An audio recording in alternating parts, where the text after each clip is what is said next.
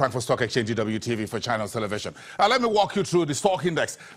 Last week was quite good across the U.S. stock markets, again because the earnings season for the new year got started, and we're expecting more to start this week, despite the big banks reporting mixed and a little bit of a messy numbers last week. JP Morgan, Wells Fargo, we got other big banks reporting this week. But this is what the stocks futures looking like as we start today's session. So I'm looking at the Wall Street now before the opening bell in about 30 minutes from now. The Dow Jones Industrial Average is what you see there, 0.52% in the green, walking towards 26,000. The S&P 500 futures is what you're looking at, about 0.2%, and the Nasdaq futures about just a bit lackluster among the big three indices on market. That's the Nasdaq futures there, 6779.50 about an hour ago.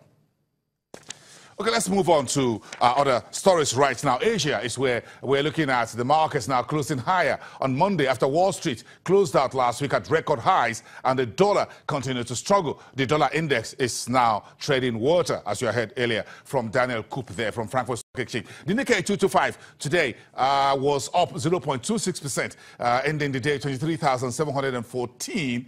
And the yen climbing higher, just as the German central bank says it's going to include the yuan in its FX portfolio moving forward. Financial names rose in the session, but automakers and tech stocks proved to be a mixed picture. So if you look at the rest of the Asian market, the Hong Kong market and the Shanghai Composite in China were in the red.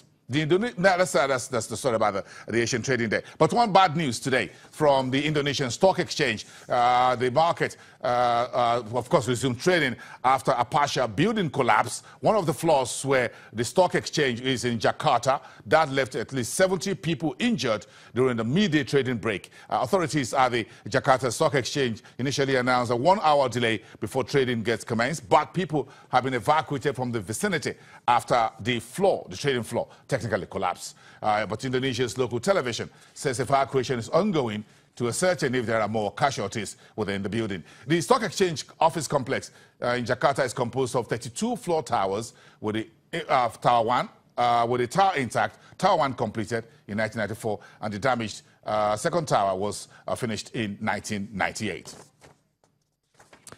And financial analysts in Morocco says the introduction of a more flexible exchange rate system from today could result in only a slight depreciation in the short term. But the dirham could become more vulnerable if commodity prices continue to rise.